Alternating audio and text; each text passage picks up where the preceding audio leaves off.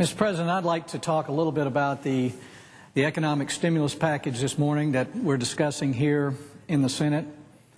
And I certainly appreciate the concern that the President and all of us have in the House and the Senate about our economy and wanting to do everything we can to make sure that we avoid an economic slowdown, a recession that creates so much hardship through the loss of jobs and in many cases a loss of homes.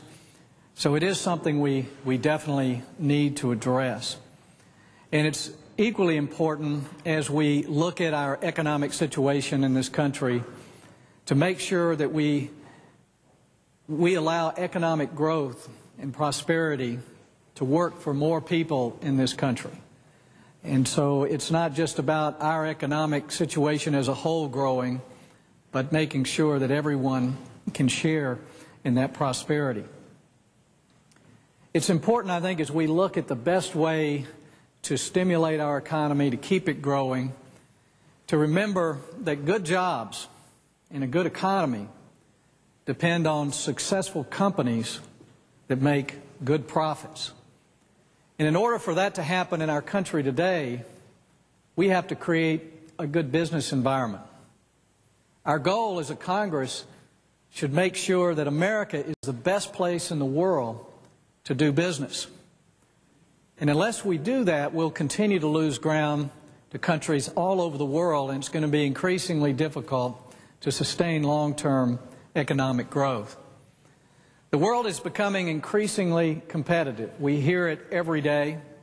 We hear from Asia and India, who are actually out courting businesses all over the world with all kinds of incentives to encourage our companies to locate in their country, creating a good business environment with less regulation and less taxes so that people will bring their plants, their manufacturing plants, their people and their capital to their countries. It's working.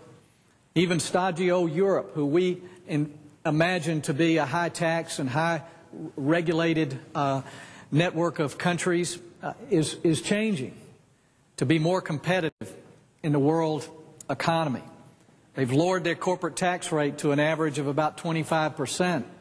Some of their countries like Ireland have even gone down close to 10% and have seen remarkable economic growth as they've lowered their tax rate. Why is this country not responding in the same way? It hadn't been too long since I've been in the private sector working with a lot of businesses, and I continue to hear the same thing. If we're going to do business in America today, before we get to the equipment and the people that are actually making the products or providing the services, a medium-sized American company today is likely to have a large tax department, expensive. They can spend millions on just dealing with our tax code. We have the most complex tax system in the world and probably the highest corporate tax rate in the world. Some will say it's second, some say it's first, but we're definitely near the top at around 35%. So they start with a large tax department. Then most of our companies also have large legal departments because we're the most litigious society in the world. The most liability of any country is to do business here in America. And it's not unusual to talk to successful, well-known American companies that are dealing with hundreds, if not thousands, of lawsuits at the same time. So they keep full-time a fleet of lawyers and law firms on retainers dealing with the lawsuits and the legal situations in our countries. And these same companies also have large human resource and compliance departments to deal with all our regulations, safety, some of them good, but many of them unnecessary.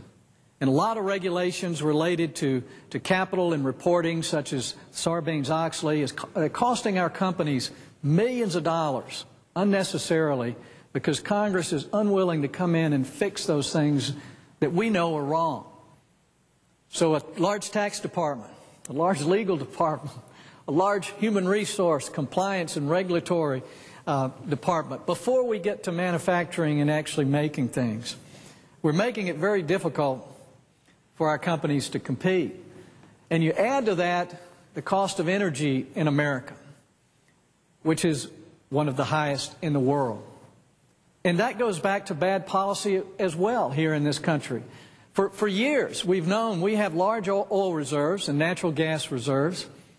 We've known that we could develop more nuclear generation of electricity, yet we've not allowed nuclear plants to be developed. We've got large reserves of oil in Alaska, which we've consistently voted down here in the Congress, and natural gas that we don't go after. And so, therefore, we're not only spending hundreds more for every family for gasoline for cars or oil to heat your homes or more for electricity, we're sending hundreds of billions of dollars a year out of this country that could support our economy, yet it's supporting the Middle East and other economies around the world. Yet we won't change the policy. We won't develop our own energy resources. Instead, we're making it harder to produce automobiles in this country by putting the burden on them consistently. So now, instead of trying to fix some of the systemic policy problems in our country, we're talking about an economic stimulus plan, which I have yet to hear, at least on the Republican side in our private meetings, one Republican defend that plan as good policy. Maybe some will come out here and do that. But everyone on both sides is talking about good politics. We're doing nothing for long-term growth. We're doing nothing to create a simpler, more predictable tax code or reducing our regulations or our litigation.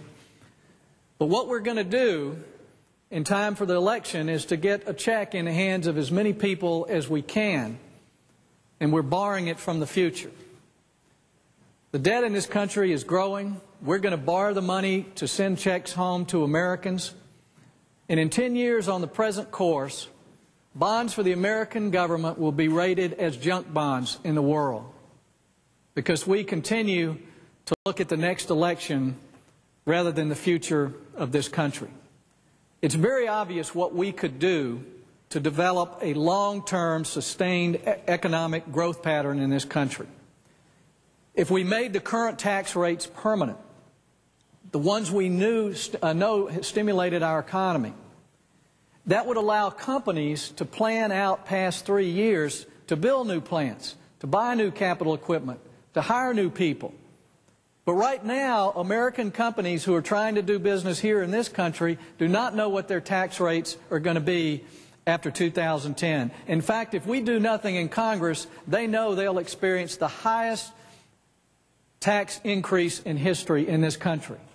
Yet we're not even willing to talk about it. All of us here know that we need to lower our corporate tax rate to at least be comparable to Europe at the 25%. Yet we're not doing it.